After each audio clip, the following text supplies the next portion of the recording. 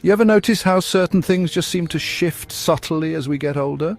Maybe it's how long it takes you to fall asleep or how loud the TV suddenly needs to be. But there's another change, one that's talked about in whispers, if at all. And that's smell. Now, I'm not talking about personal hygiene or whether someone is showering every day.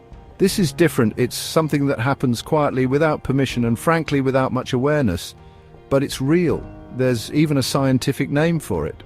You may have heard people joke about old person smell, a term that's honestly more hurtful than helpful. But the truth is, there's a very real biological reason why some older adults develop a distinct scent. And that reason? It all comes down to one surprising chemical most people have never heard of. 2. Nonanol.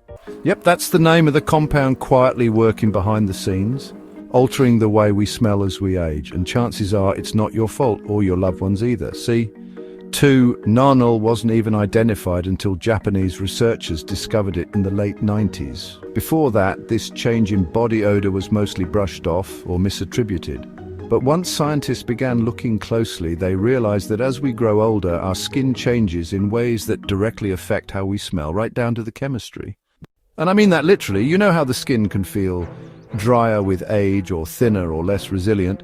Along with those visible changes, your skin also starts producing different types of oils, particularly a kind of fatty acid called omega-7. Over time, those oils begin to oxidize, and when they do, they create 2-nonanol, a compound with a very distinct, slightly greasy or papery odor. And the kicker? Soap and water don't always wash it away.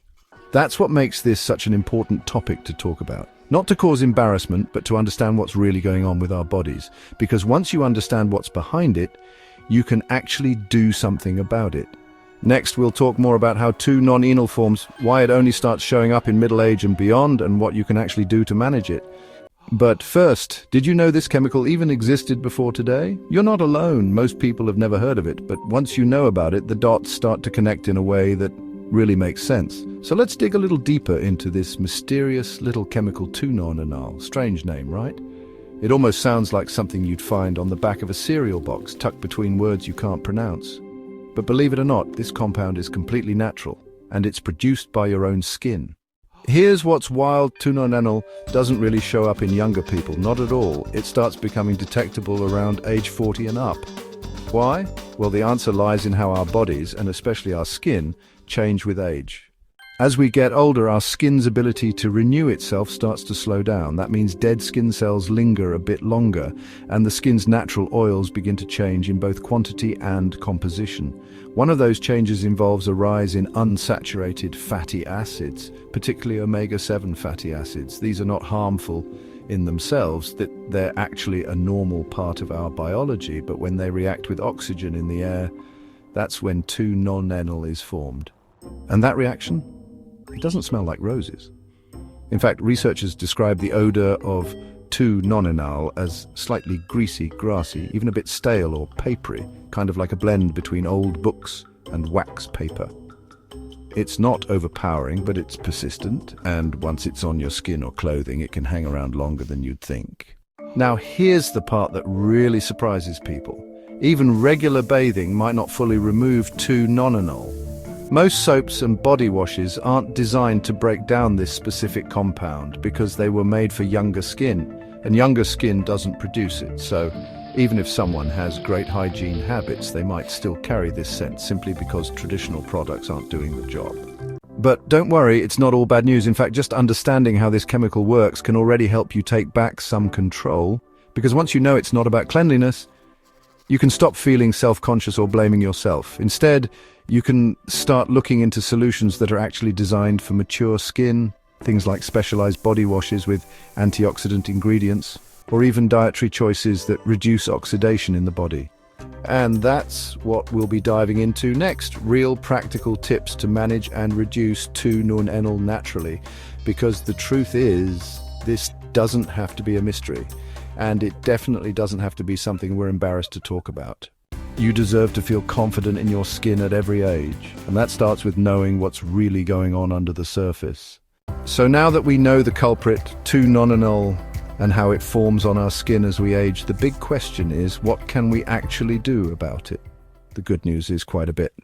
First things first, this isn't about hygiene. Even if you bathe daily, 2-non-enol is tough to get rid of because most regular soaps and body washes aren't made to deal with it. That's why even the cleanest folks can still notice that persistent scent.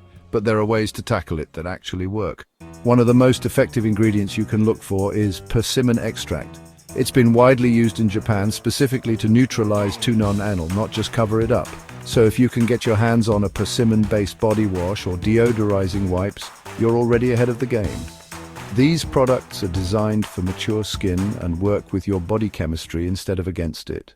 Another option, antioxidant-rich body washes. Ingredients like green tea extract, vitamin C, CoQ10, and even charcoal help reduce oxidative stress on the skin, the very process that causes 2-nonenol to form in the first place. You're not just washing your skin, you're actively fighting off the cause.